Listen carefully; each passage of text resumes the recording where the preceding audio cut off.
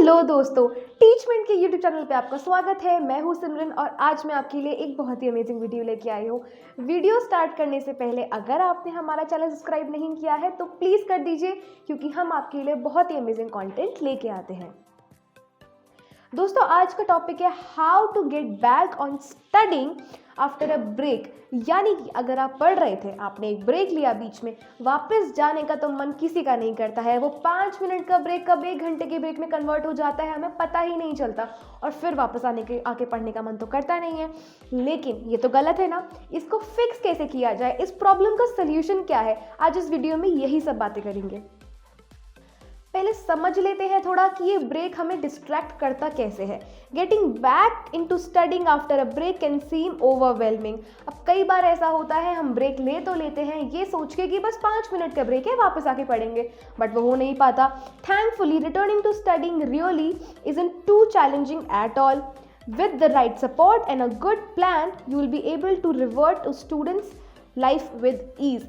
अब आसान तो कुछ नहीं होता, लेकिन अपनी पढ़ाई पे वापस जाना एक ब्रेक के बाद आसान है दोस्तों।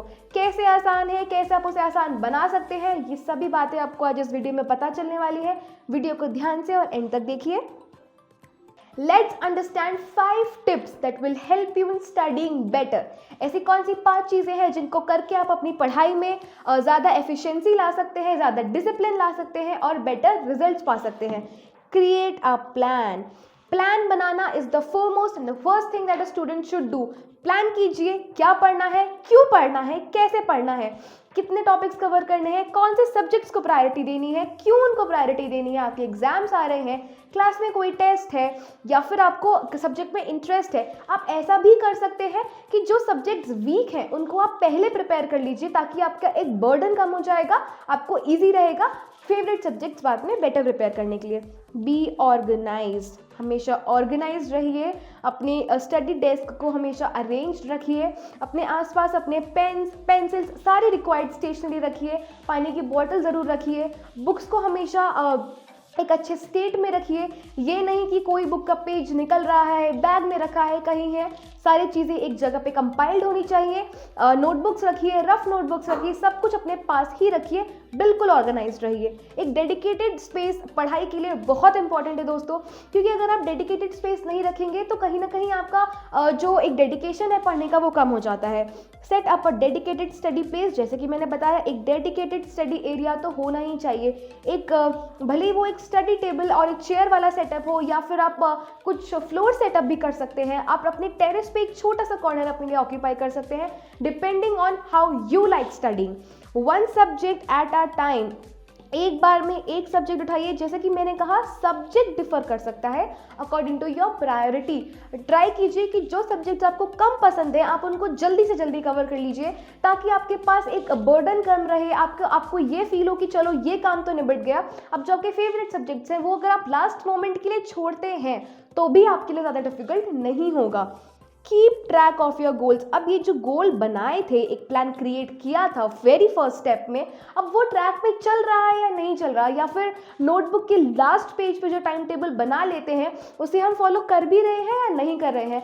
तो दोस्तों, गोल्स को टाइम टू टाइम चेक करना, इवेल्युएट करना, ये देखना कि आप कितना डिसिप्लिन्ड वे में चीज़ों को फॉलो कर रहे हैं, नहीं कर रहे हैं, बहुत ज़रूरी है। अगर आपको लगता है कि कोई चीज़ आपने प्लान की थी, नहीं आप उसे एग्जीक्यूट कर पा रहे हैं, रीजंस ढूंढिए, क्यों दिक्कत आई, कहाँ पे प्रॉब्लम आई। अगर सुबह 5 बजे उठ के कोई टॉपिक रिवाइज करना था, कोई टेबल याद करनी थी और आपने नहीं की, क्यों नहीं की? आप रात को लेट सोए, या फिर आप सुबह आपने उसको प्रोक्रेस्टिनेट किया पढ़ने के लिए, या फिर ऐसा क्या आपको क्वालिटी स्लीप नहीं मिली, आसपास बहुत शोर था, क्या रीज़न था? रीज़न आइडेंटिफाई कीजिए, फिर उस पर दोबारा काम कीजिए। Get back to it again. अगर आपको लगता है 5 बजे उठना बहुत डिफिकल्ट हो रहा है, उसको 5:30 पुश कर दीजिए, 6 पुश कर दीजिए, बट स्टिक टू इट। हमेशा पॉसिबल और प्रैक्टिकल प्लान्स बनाइए अपने लिए, आपको बहुत बेनिफिट लगेगा। तो अगर आपने एक ब्रेक लिया है, अब ब्रेक से वापस जा रहे हैं, बहुत ईजी हो जाएगा आपके लिए अगर आप ये सब स्टेप्स फॉलो करके अपना रूटीन डिसिप्लिन रखते हैं, क्योंकि जब आप डिसिप्लिन होते हैं आपको खुद से ही मोटिवेशन आती है कि नहीं, पढ़ना है। अब इस पूरी वीडियो का कंक्लूजन समझ लेते हैं एक बार। Getting back into study after a long break is difficult. There is no point in denying it. It will be hard to get back into swing of things again. However, it can be done. It can be done.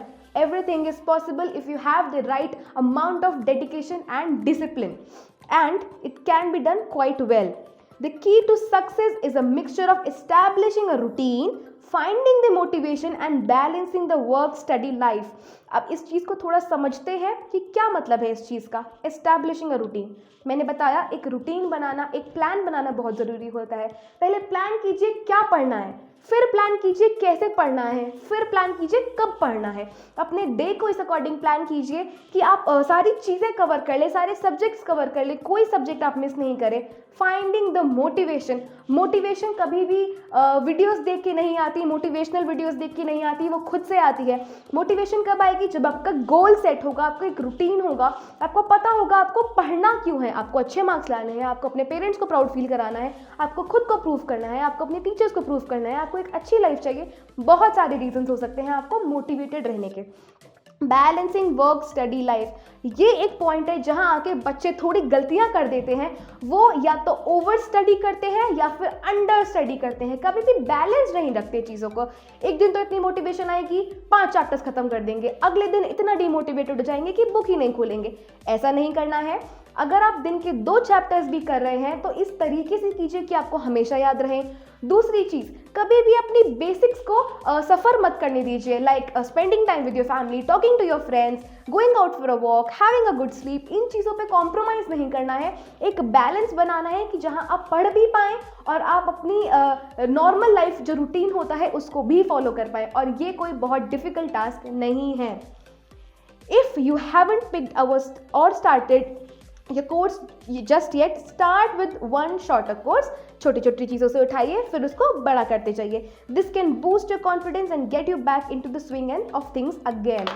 तो दोस्तों, आज की video में मैंने try किया है कि मैं आपको समझा पाऊँ कि आप कैसे एफिशिएंटली पढ़ सकते हैं, ब्रेक के बाद दोबारा से अपनी पढ़ाई कंटिन्यू कर सकते हैं और बेटर रिजल्ट्स पा सकते हैं। तो अगर आपको आज की वीडियो अच्छी लगी हो तो लाइक शेयर कमेंट जरूर कीजिए, वीडियो को शेयर करना मत भूलिए। चैनल सब्सक्राइब तो आपने कर ही दिया होगा, नहीं किया है तो प्लीज़ कर दीजिए। थैंक यू दोस्तों एंड हैप्पी लर्निंग।